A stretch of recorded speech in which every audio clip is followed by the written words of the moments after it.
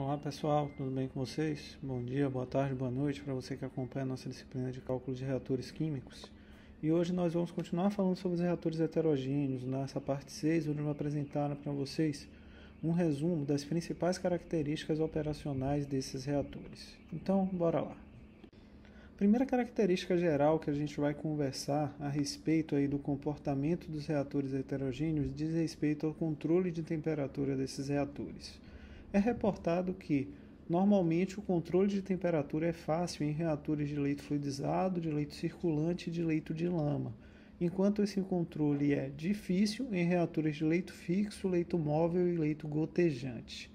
Aqui é preciso que a gente tenha atenção, porque em alguns casos específicos a gente tem os tratamentos que tornam mais simples o controle de temperatura, muito especialmente nos reatores de leito fixo.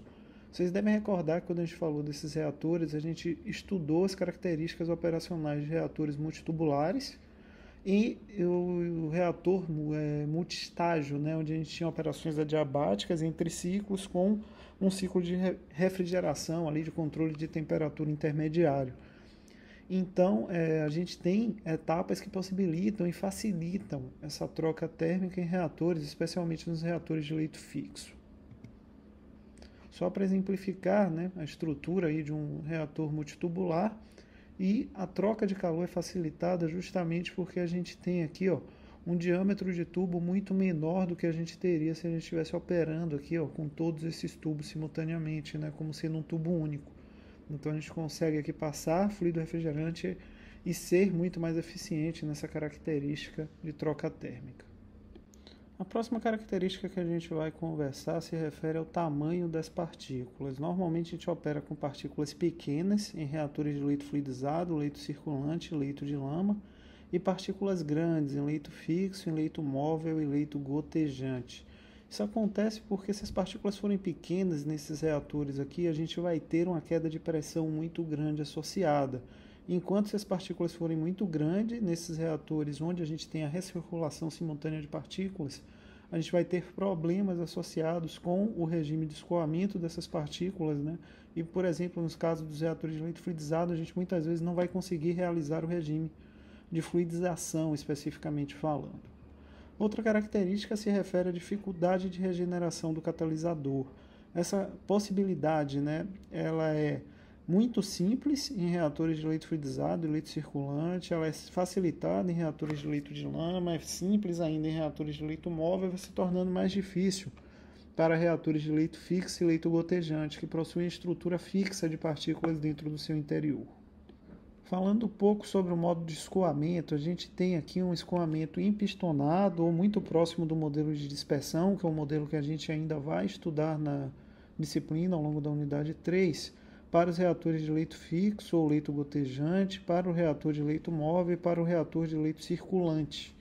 Esses três reatores aqui possuem a característica de um escoamento muito próximo daquilo que a gente estudou para o escoamento do reator tubular ali durante nossa primeira unidade da disciplina. E existem os reatores que seguem outros modelos. Esses outros modelos eles são específicos, tá? Por exemplo, no leito fluidizado, a gente sabe que a gente não tem um comportamento nem próximo do que seria um escoamento perfeito, de mistura perfeita em um reator CSTR, nem um escoamento próximo do que seria um reator pistonado do tipo tubular. A gente está em um regime intermediário único, que possui características únicas. O mesmo se comporta o reator de leito de lama. A estrutura de borbulhamento de gás torna ele um escoamento único e característico que depende de um modelo hidrodinâmico específico para ser efetivamente representado em uma modelagem desse tipo de sistema, desse tipo de equipamento. Então, fazendo um resumo aqui mais específico acerca dessas características dos reatores. Primeira coisa, o escoamento de gases no reator de leito fixo ele se aproxima muito do escoamento pistonado. O escoamento em reatores de leito fluidizado é complexo, não é totalmente conhecido, elucidado o modelo que representa esse escoamento, mas a gente tem a certeza que ele não se assemelha ao escoamento pistonado. Essa é uma definição característica aí de comportamento para esses reatores. A gente sabe que para a maioria das reações que dependem de contato eficiente entre reagente e catalisador para que aconteçam, os reatores de leito fixo são ainda os reatores preferidos, porque eles mantêm esse contato muito próximo entre catalisador e reagentes. O controle efetivo de temperatura em reatores de leito fixo de grande dimensão ele vai ficando cada vez mais complicado, né? Porque esses sistemas são conduzidos e são caracterizados aí, são conhecidos por possuírem baixa condutividade térmica dentro de sua característica operacional. Claro que tudo isso pode ser contornado se utilizando aquelas estratégias de reatores multitubulares ali para a operação. Outra característica relevante desse tipo de reator é que quando a gente trata de reações que possuem comportamento exotérmico muito significativo, ocorrem pontos quentes no interior do reator, esses pontos quentes se desenvolvem e muitas vezes eles podem até comprometer a estrutura do catalisador, derreter o suporte catalítico. Vocês devem recordar que a gente trabalha com catalisadores heterogêneos aí suportados, né, em materiais porosos como sílica e alumina, e em altas temperaturas a gente pode perder essa estrutura porosa, ela pode se derreter devido à alta temperatura. Então a ocorrência aí de pontos quentes em reações muito exotérmicas é uma característica que precisa ser muito bem controlada quando a gente utiliza de catalisadores heterogêneos. Seguindo outra característica, falando um pouco dos reatores de leito fluidizado, eles trabalham com uma mistura muito intensa, uma agitação muito eficiente devido à característica do regime de fluidização. E essa característica de agitação muito intensa possibilita operações praticamente isotérmicas ao longo de todo o escoamento desses reatores. Dessa forma, se a reação depende de um controle elevado de temperatura ou tem susceptibilidade a picos de temperatura devido à natureza exotérmica da própria reação, é muito mais interessante que eu me utilize de reatores de leito fluidizado em detrimento dos reatores de leito fixo para operar essas reações. Então, quando a gente trabalha com reações muito exotérmicas, devido à facilidade de controle de temperatura, é sempre interessante utilizar aí um reator de leito fluidizado. Os reatores de leito fixo eles não podem utilizar partículas muito finas de catalisador, porque senão elas vão se aglomerar, né, se empacotar muito, causando obstrução, o que ocasiona uma queda de pressão muito significativa no reator. Os reatores de leito fluidizado eles se mostram adequados para essa operação, justamente operando com partículas de pequena dimensão. E dessa forma, se a gente estiver tratando de reações muito rápidas, onde as resistências à difusão nos poros e no filme podem influenciar na taxa de reação, a gente tem que dar preferência aí ao uso dos reatores de leito fluidizado, porque ele vai permitir um contato muito intenso entre as pequenas partículas de catalisador e o gás ali que vai, né, reagir efetivamente dentro da partícula catalítica. Então, para essas situações, o uso dos reatores de leito fluidizado é sempre preferível.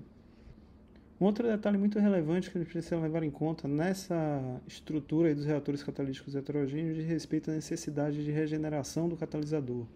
Se o nosso catalisador precisar ser regenerado frequentemente devido à rápida desativação que acontece nos catalisadores metálicos, então o leito fluidizado ele vai permitir, né, que a gente bombeie esse catalisador até o regenerador, faça a regeneração dele e recircule ele para a parte interna do reator.